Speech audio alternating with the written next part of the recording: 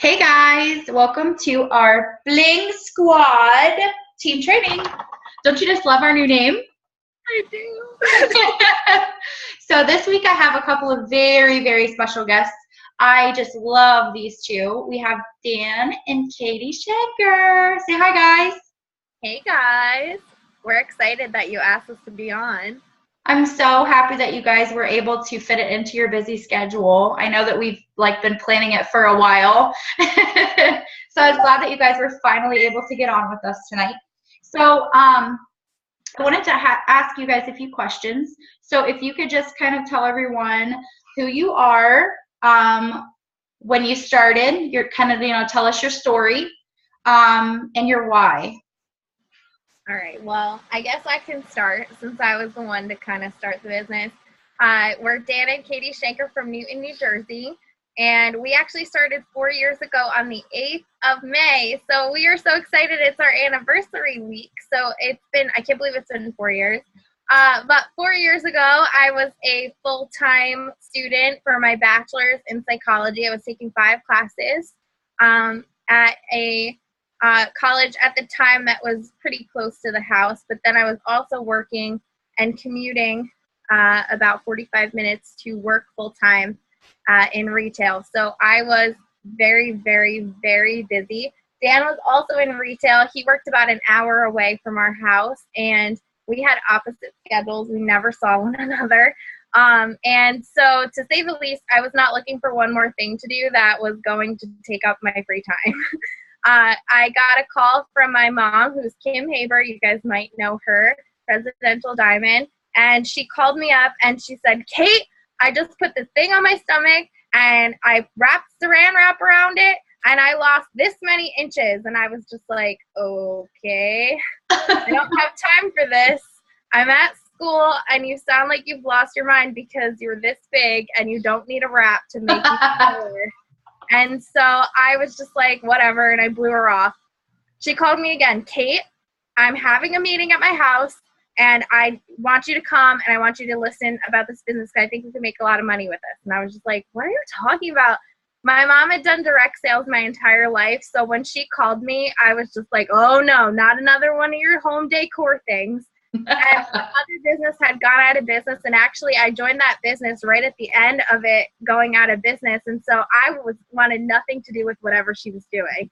I had been burned by direct sales, and I was in that for about a week, and they had a 6-month back order on all of their products when they were going out of business. It was horrible. Oh, wow. Needless to say, I was not interested in the wrap at all. And when I actually got involved with It Works, we joined in the middle of a wrap shortage. So back order was not the word I wanted to hear. But needless to say, I went to a wrap party. I wanted to get skinny, and I was interested in losing some inches because that's what she had said. And so I went, and I actually bloated 3 inches in my stomach, and I was mad. And I told Dan that I was going to not try it.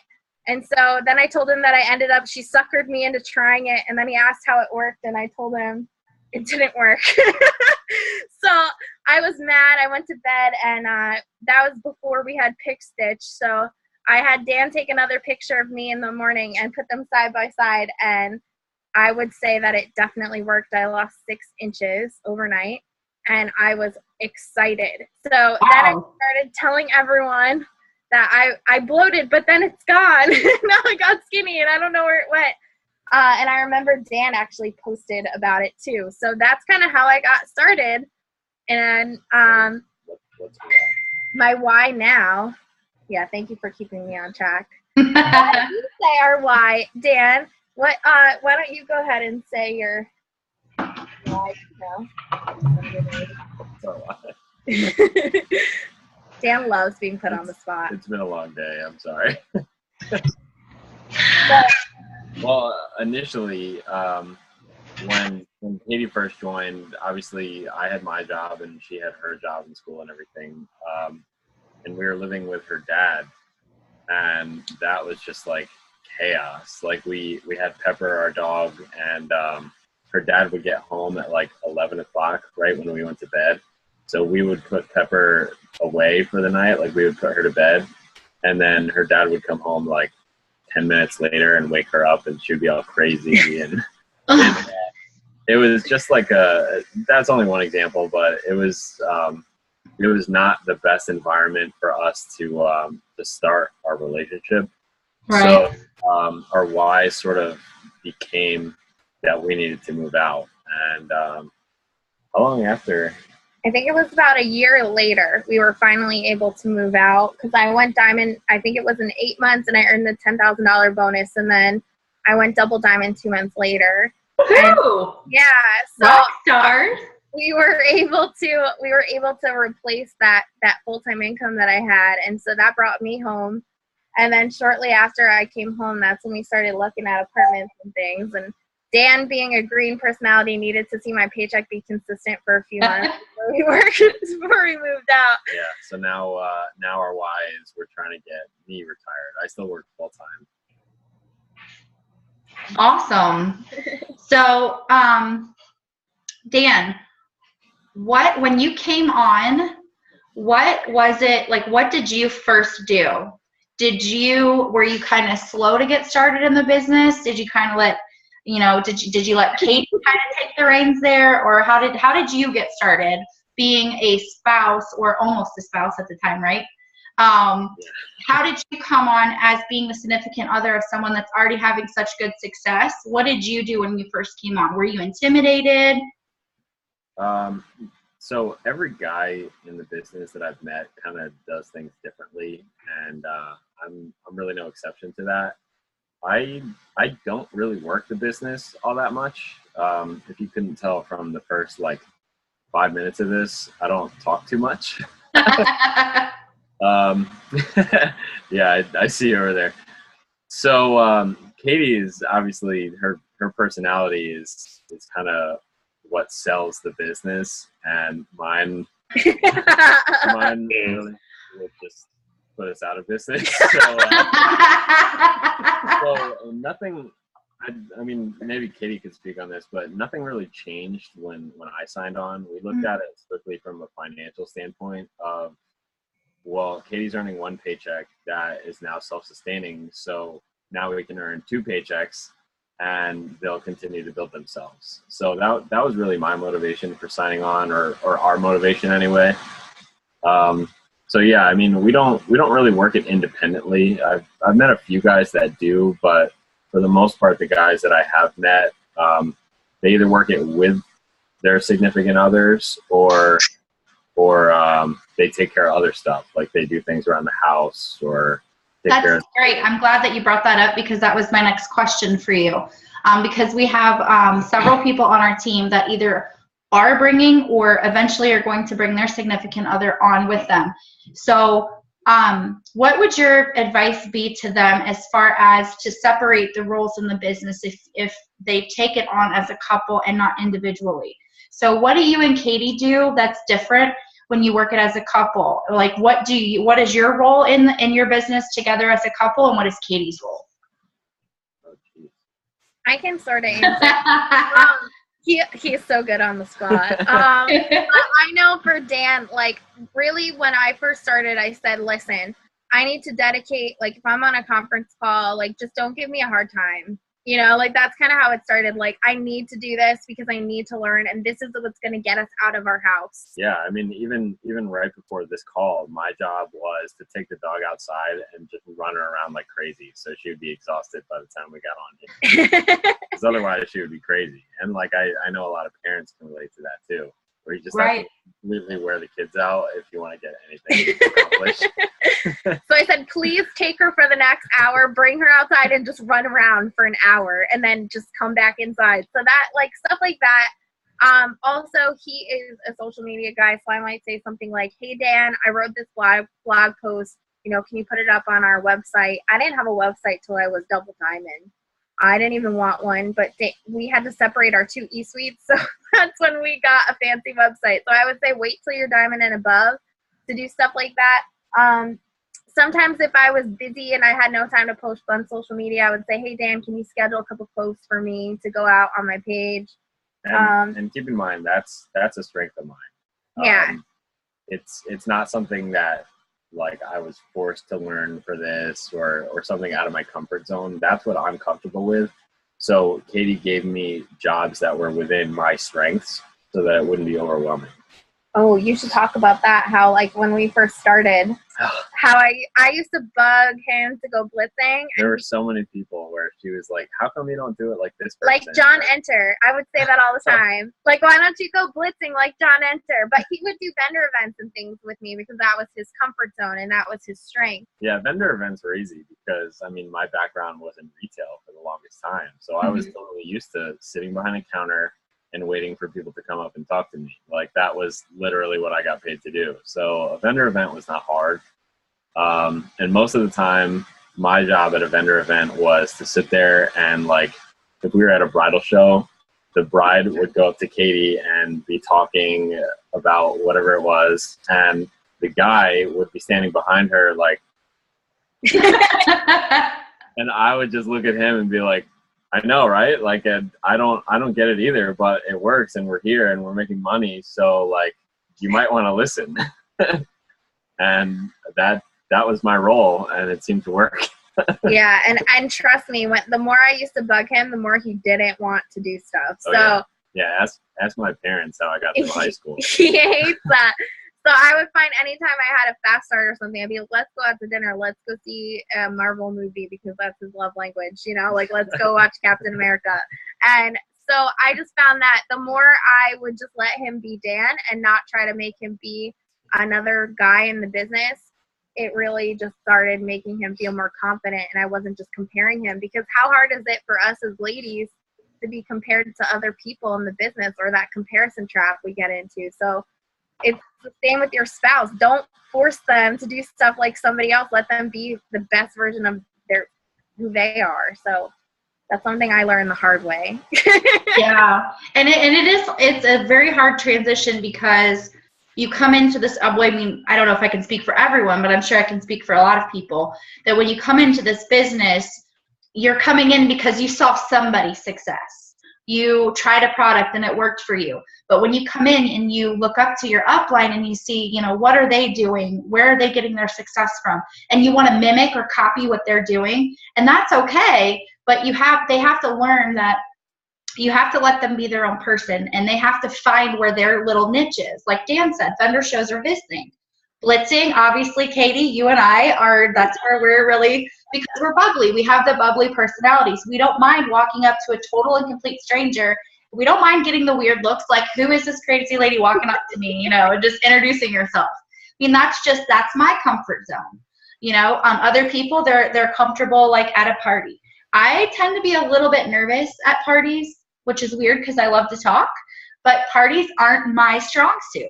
It's actually getting out there and getting face-to-face with people and blitzing them and telling them about the business.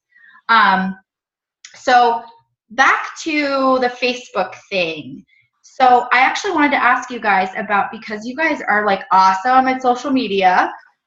So I wondered if you guys, and since Dan, this seems to be your forte, if you could give some good tips to my team tonight on what are some things, like just some good tips for Facebook, like what to stay away from, just, you know, and maybe even an Instagram, you know, tip or two.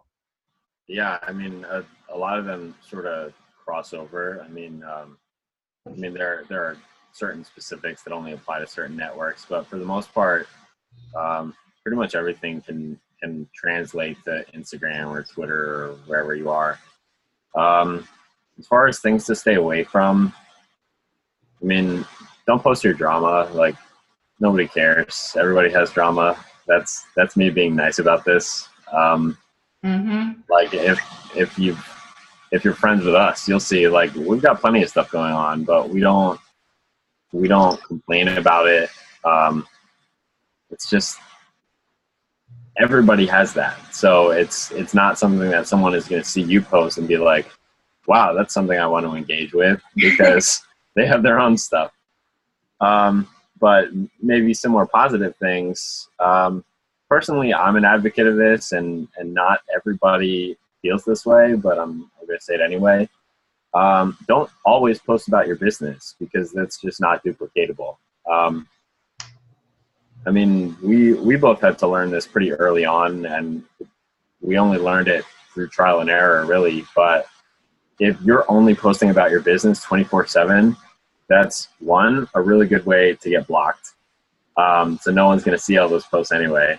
Two, it's a way to really intimidate people and make it seem like you only work 24 hours a day, and people aren't going to want to sign up to do that. I didn't really have a three, so I'm just going to pretend like I did and move on. Well, one thing I actually had posted the other day, because I noticed, some fellow distributors who, might put up some memes. Is it memes or memes? How do you say it? You got it. Okay. They'll post a meme and it'll have a curse word in it. Or they'll get so ticked off or something about political agenda, and they'll curse in their post. And I'm just like, okay, I've had it. I have to post something. So I posted something on Team Enter. And it was like, I don't care what you want to do outside of Facebook, but if that's how you talk in your real life, if that, granted, I am one to let a curse word fly once in a while, and I have gotten so much better since joining this business, I'll be honest.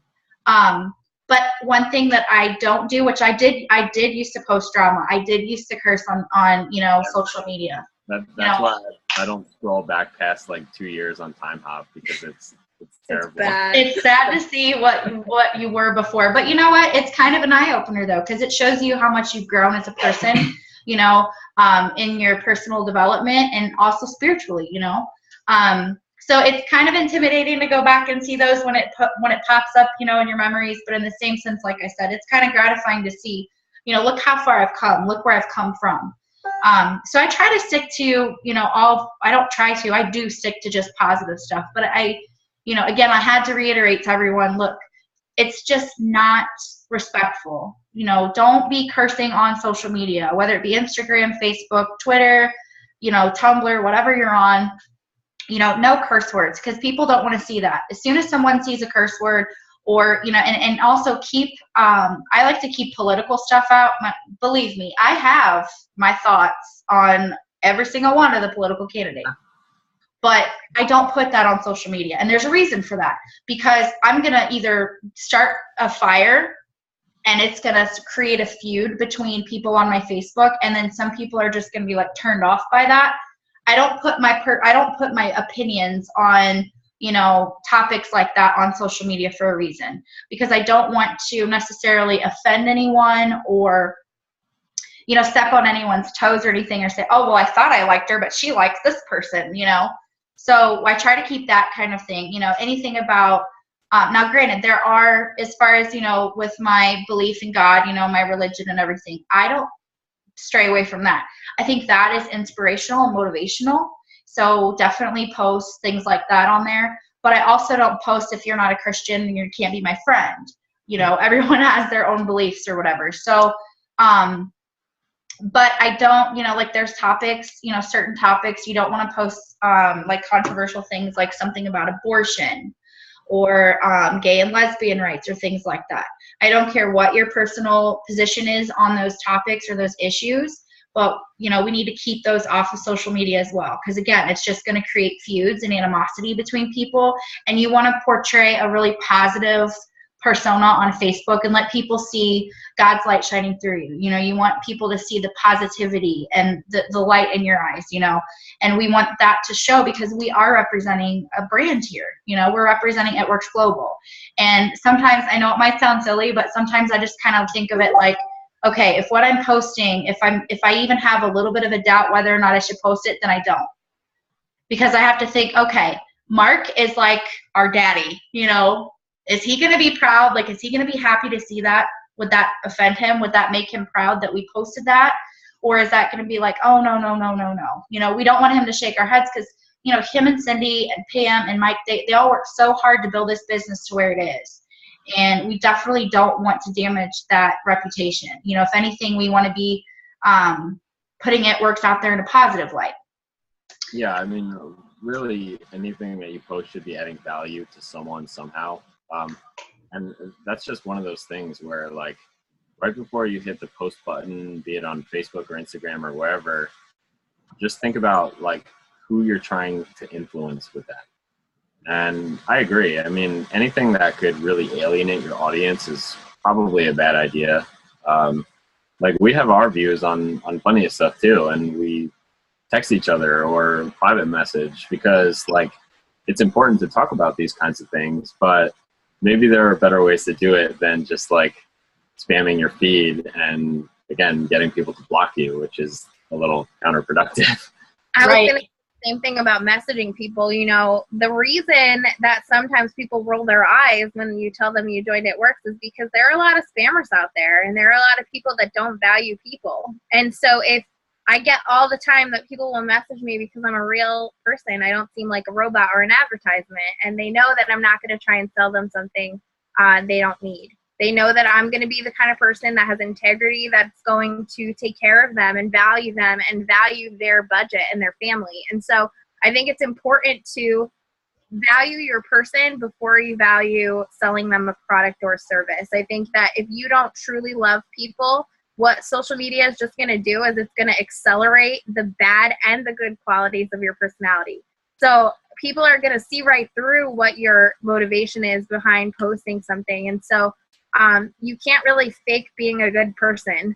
So I think that if you get your heart right and your mind right first, social media just becomes an extension of who you are and what you stand for. And like you said, with staying away from drama and things that are, just negative, I think it's because the whole entire feed is full of that already. And exactly. So if you're the one person that doesn't have that going on, people are going to be like, what the heck? She used to post all this nasty stuff, and now all of a sudden she's all happy. Like, what the heck? I had people like, I had hashtag Justice Girl problems, because that's where I used to. And so I would post hashtag Justice Girl problems about my boss, I would have been fired if people had seen the things that I used to post on social media. And so to go from that to be excited and positive, and I haven't had a bad day publicly in 4 years.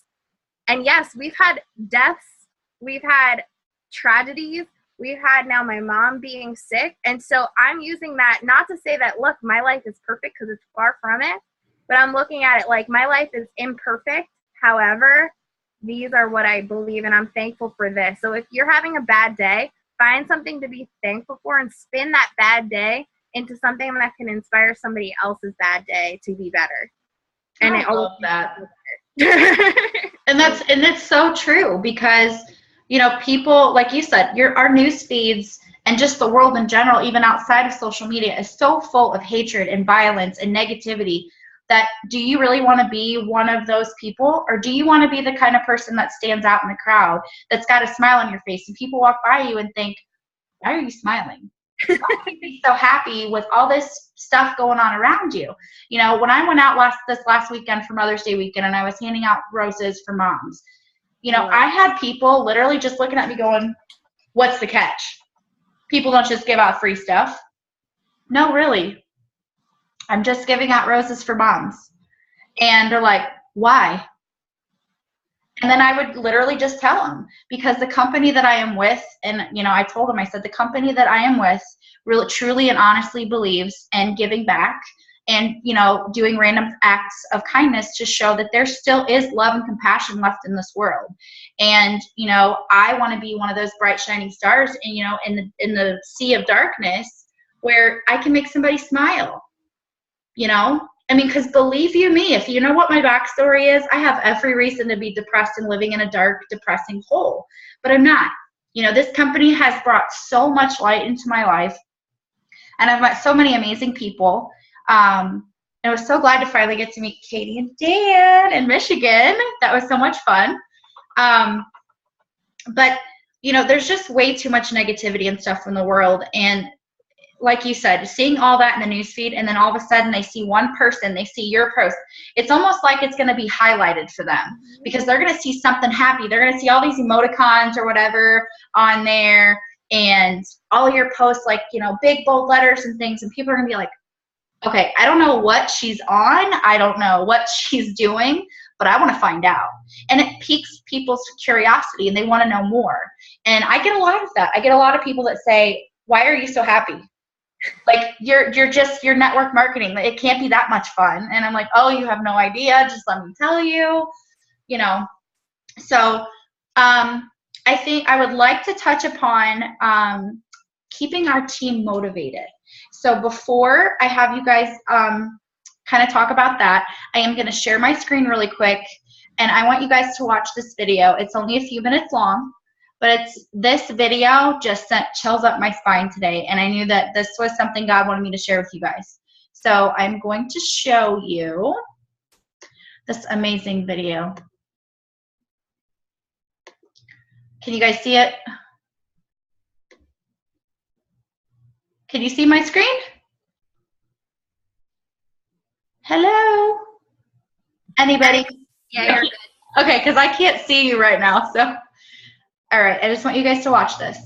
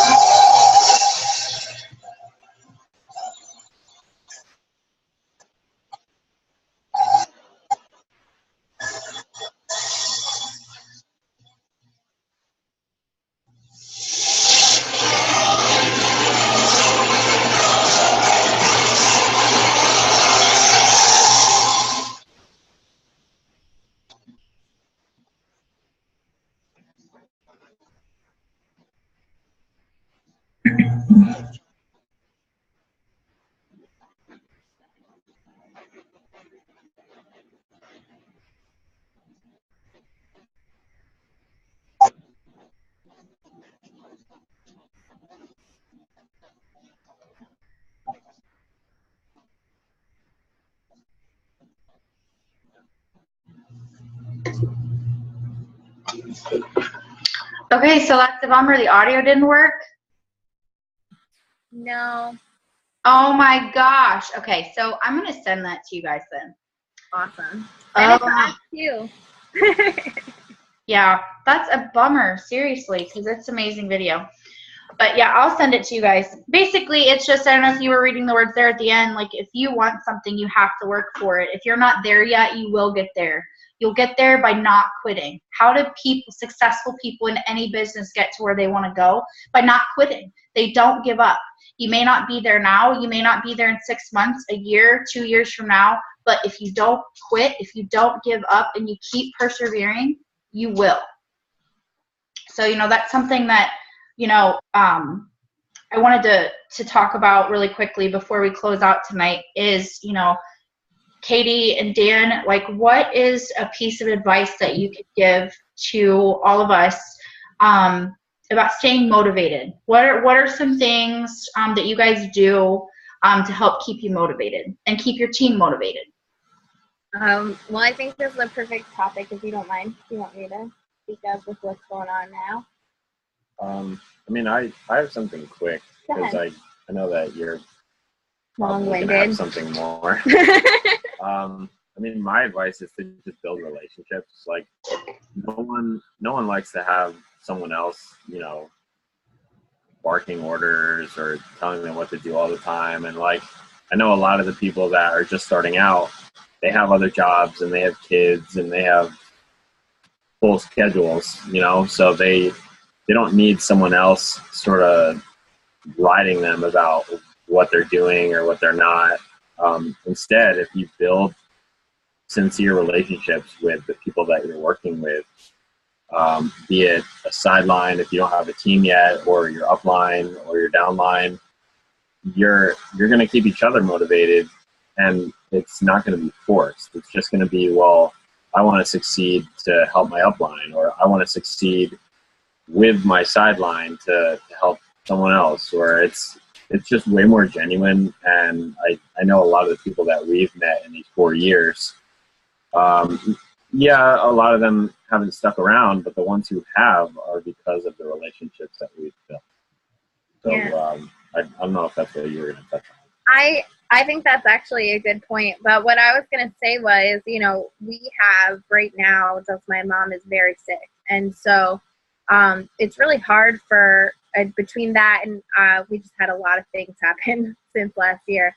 And so, you know, what keeps me motivated is the fact that I need to not look at the problem, but look at the things that have been blessings. Like the other day, just something simple as like I needed to pick up my sister and I wasn't expecting to on a Friday, and I was able to, you know? And so I think what keeps me motivated now, and even just to get to where I wanted to go, because trust me, there were times that I was like, is this actually going to happen? Like, is this really going to happen, the thing that I want, because it's not happening in my timetable and I don't like it. And so the thing that would keep me going was that I would always think about the question of, if I didn't do this, then what else can do this for me? And so if I really truly am going to leave this business, I would have to have another option to get to where I want to go. And there really truly is nothing like this in the world, nothing. And so, you know, it's hard. It's hard work. And there are times that you want to give up and there are times that you don't want to do it. But truthfully, if you ask yourself that question every time you're doubting and you're thinking of leaving, ask yourself, well, what else will I do? Most of those times you're going to be like, oh, there's nothing else, you know? And I think the only reason you realize that is by plugging in, because truthfully, had I not gone to a green carpet, I went 2 months into my business and I went down to Florida on a complete leap of faith because I didn't have the money to get there. And I wrapped my way to get to green carpet. And truthfully just getting around the people and seeing that it wasn't just stay-at-home moms, because I was just surrounded by stay-at-home moms at home when I would go to team meetings and things, and getting on calls and plugging in and trying to figure out who the top earners are, and going to the Academy of YouTube, I like to call it, where I just looked up videos and different things and stayed inspired and motivated. Somebody's story is going to hit your heart at some point, and you're going to think, okay, well, if they can do it, there's no reason I can't. And let me tell you something. There are people coming in this business brand new that are past where we are 4 years in. So this opportunity is still just as good as it when we got in 4 years ago, if not better, because the tools are better. So, you know, to stay motivated, just go out and rap somebody even when you don't feel like it. Go out and blitz somebody even when you don't feel like it. Make a post even when you don't feel like it. Do a Zoom call when you don't feel like it. You know, Dan and I had plenty of reasons to not be on this tonight, but we are here. We showed up. So I think just show up anyway. Your feelings are going to lie to you a lot of the time, but just do it anyway, even when your feelings don't want to do it. That's such good stuff. You guys are awesome. Did Angela or Michelle, did you guys have any questions for Dan or Katie? No? Don't be shy. I promise I'm not intimidating. How about one quick tip before we go on sealing the deal with a potential distributor that's been on the fence? I think, Angela, did you have a question? I thought I saw you unmute. No, I was just going to say that I Facebook stalk you, so. I think we all do. So I watch you. Thanks, guys. And thank you for both of you for being on tonight. Oh, you're welcome. Tip for sealing the deal, you said, Becky? Yes, with a potential DT that's been on the fence. I would just ask them, this is my favorite thing to say. So if I have somebody that's been on the fence for a while and I'm just tired of them being on the fence, I sometimes have to get a little bold with them, which is not my personality. I'm a yellow first and I'm a blue second. So get to know the personality colors, because that is really what helps our relationship even. Just to be able to identify what our strengths are with the color personalities. Number one, know the color personalities of yourself, and then also work on being all four. But the thing that I say to people that have been on the fence is I say, hey, whatever your name is, on a little voice text. I never, ever, ever send a real text. I always send it in my voice, and I'll say, you know, I feel like I'm bothering you. I feel like all I do is message you about it works. And I don't want you to think that I'm not your friend, or I don't want you to think that I don't care about you and all I want is for you to sign up with me. So if you're not interested, just tell me to go away, and then I'll leave it. And then usually they'll be like, no, I'm so thankful you followed up. Here's what's going on. And I say, okay, so what's holding you back really? Because you said it was because you didn't have money, but really what's going on? And usually they'll say, oh, my spouse is unsupportive, or oh, my mother-in-law told me it was a pyramid scheme, or oh, this, that, and the other thing. And there's really something else going on with that. Who hasn't had somebody tell them it was a pyramid scheme? Let's be honest. So then just making them feel heard and validated and letting them know, listen, oh, man, those same things happen to me too. You're in good company. And if I could do it, so can you. And, you know, the time's going to pass anyway. And just get them on the phone so you can really, like, tell them how you feel and make them feel something, because when they feel something, they move. That's just kind of how it goes. And when you validate their feelings with truth and just speak life into them, most of the time they join you just because you were so helpful in overcoming their obstacle. What do you want to say about sealing the deal? Yes. Nice answer, Dan. Good job, Dan. Yeah, I think too, as far as it goes for, you know, having someone that's not supportive in the very beginning, that's something that will kind of it will definitely deter people from joining. And what I found was in the beginning, I was, you know, I was making like one message and I was copy and pasting it to several different people. And then I would change it up like every 10 or 15 messages, and I would change the wording up a little bit and then send that to like 10 or 15 people. And honestly, even just by copy and pasting, I feel like, because you have to change the name, or you have to say, instead of hey girl, you have to say hey you know, as a guy, or if you're not sure like the verbiage to use if you're not like already have a personal relationship with them. So, but what I've found honestly is that number one, the voice message thing, number one, it's way more personal. So they can hear the inflection in your voice, they can hear the excitement in your voice and your passion, that you truly are passionate about this. And it's something that you're very knowledgeable in. And number two, I really think that with the voice message, it honestly saves time, because you're not sitting there trying to text and then autocorrect. Like, what if you send it on accident? Now, do you guys, I think I've gone over it here with my team before. You guys know how to do a voice message, and then if you screw it up, how to delete it before you send it? Do you know how to do that? That is a lifesaver. Because there's been times where I found myself going, hey, Angela, how are you? So, yeah, I totally just lost my train of thought. And then I'm like, slide to the left, try again.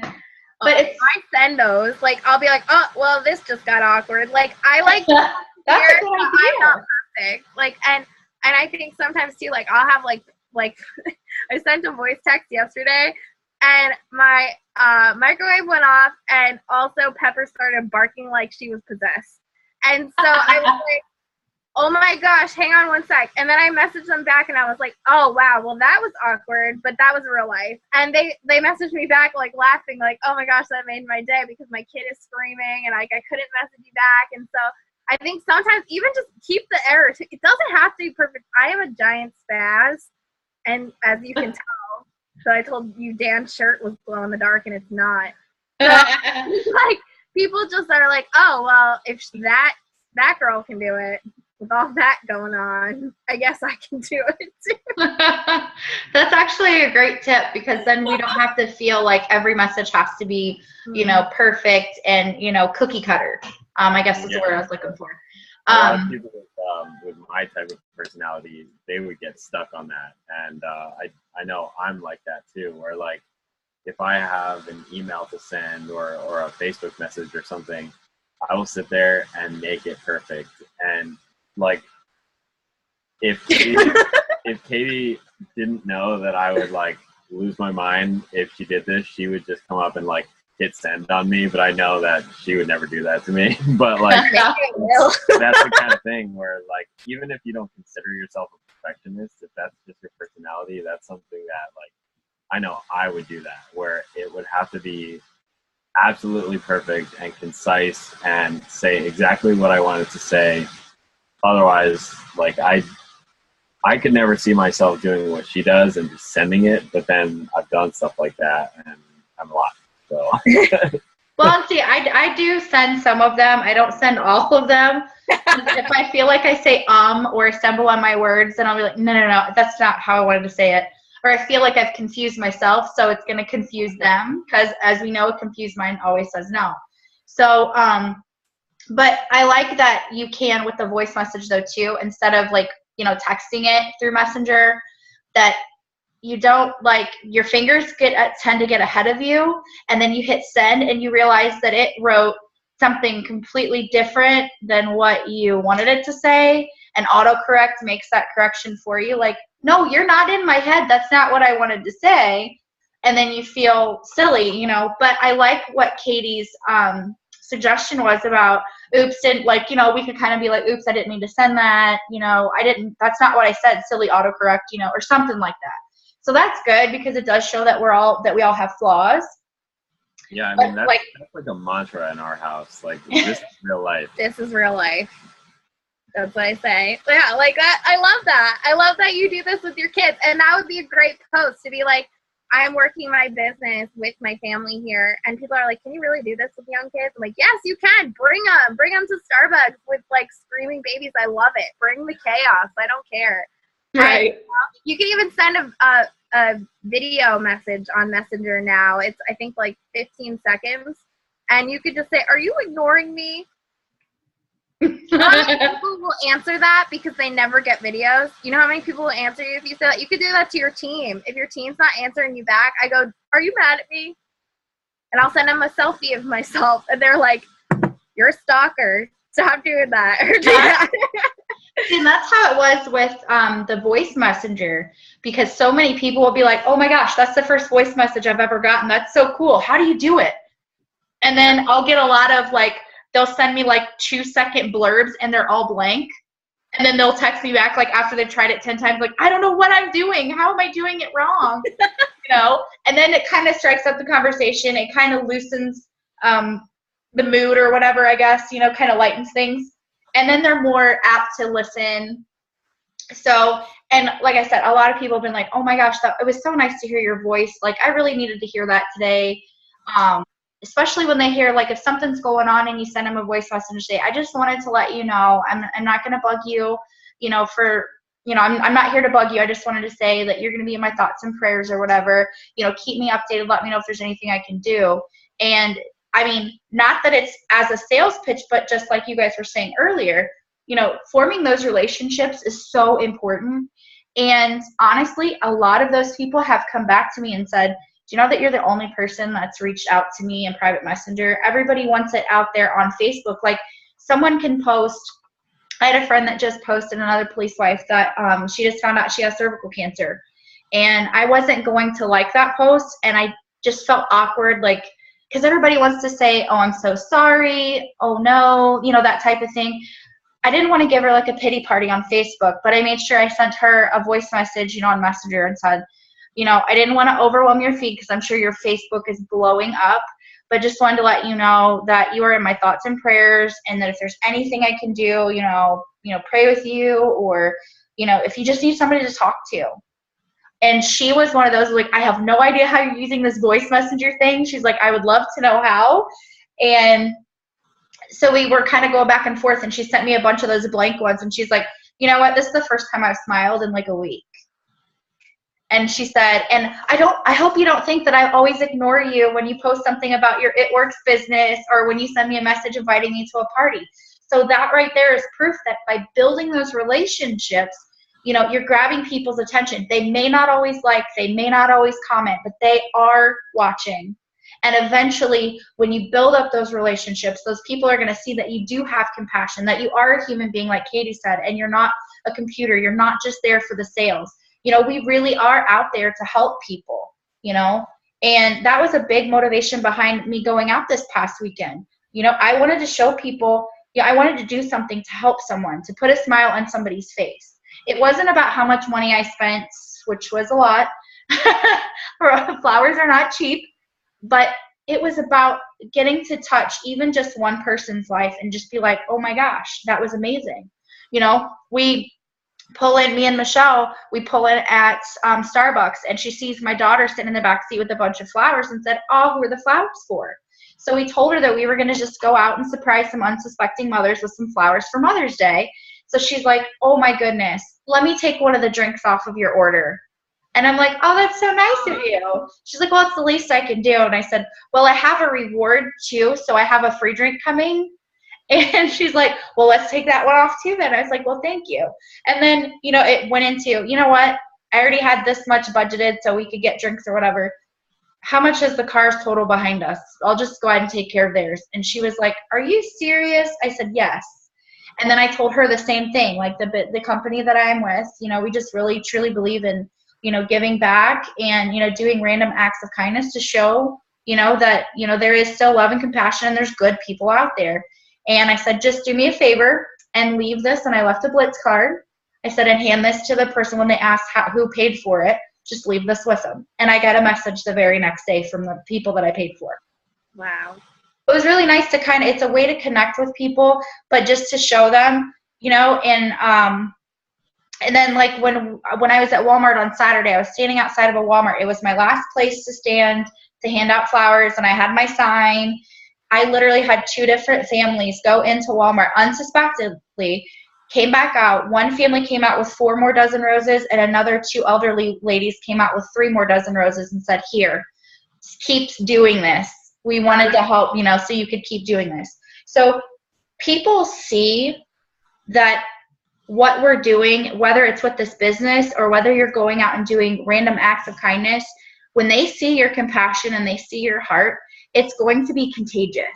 Just like, Katie, she's always so bubbly and happy and smiling, and it's contagious. You can't help but be on a Zoom with her and not smile. I can't imagine. Dan's cheeks probably hurt all the time. I mean, you have to be a happy person around her. She's infectious, and that's exactly what, we need to be trying to portray, is that this is what this business does. What negativity? Look at what, they have going on in their lives right now, but they choose to be positive, and they choose to be, Katie totally went out of her comfort zone today and prayed on live Facebook. I mean, I don't know if I could do that. But, I mean, again, she's taking this negative situation, something that's really emotionally draining on them, and she's turning it into a positive so she can use that to be an example for others. And that's what we all need to strive to do. So thank you so much, Dan and Katie, for hopping on with us tonight. It was so much fun.